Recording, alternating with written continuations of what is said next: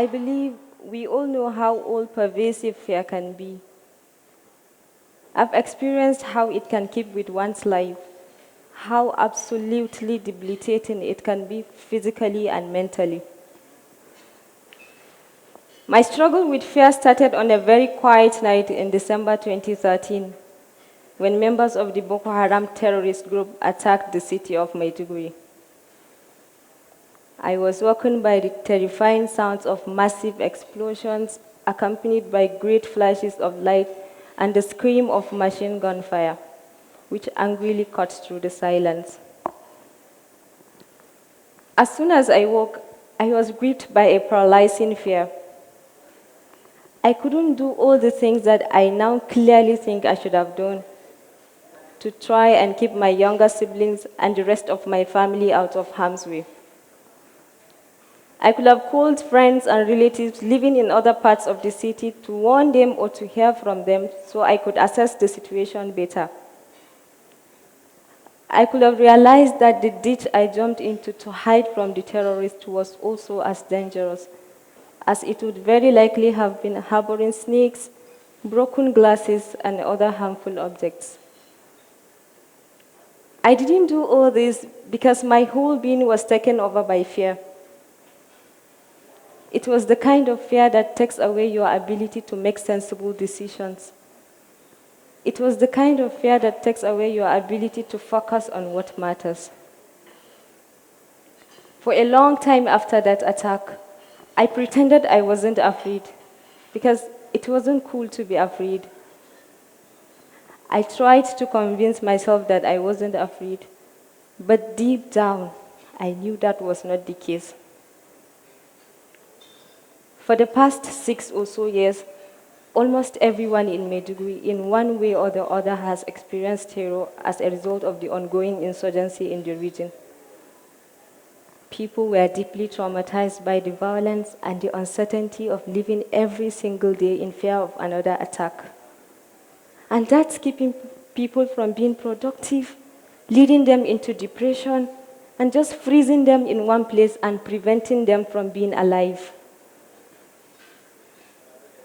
I found out that it's very easy to conflate pre-existing issues, things in our lives that we had been afraid to face. I will say to myself, I will start a small business, I will read more books, or I will henceforth engage in healthy eating practices. But I will do all this after everything has gone back to normal. All I had to do was to be honest with myself and saw that there was nothing holding me back. You cower for too long and you will begin to think that whatever you venture into will go horribly wrong. I came to realize that it's taking a toll on my ability to live a reasonably normal life, and so I had to come face to face with my fears. I had to do something about it. I pulled myself up, I found a hobby, and I started a visual storytelling and photography as counter-narratives. I knew I was afraid for a reason, so I tried to use my fear to my advantage. I tried to use my fear to control myself and others. It could no longer control me. So now, to rebuild our homes, we have to accept that fear is a serious problem we need to deal with, and to not live in denial. Because in denial, fear will thrive and consume us. We can help each other by sharing our experiences, whether they are positive or negative. We can learn a great deal from each other because we each have unique experiences. And that's the only way we could survive and build a promising future for the next generation. I found out that many people just need a little encouragement and support to enable them overcome their fears. And the act of storytelling is quite therapeutic. So now, the question is, what now? What can we do?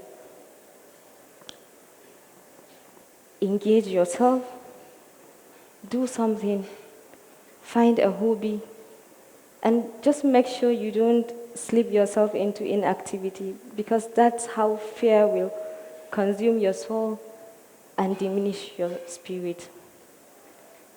I came to realize all this, and I can tell you that it has helped me much. Thank you.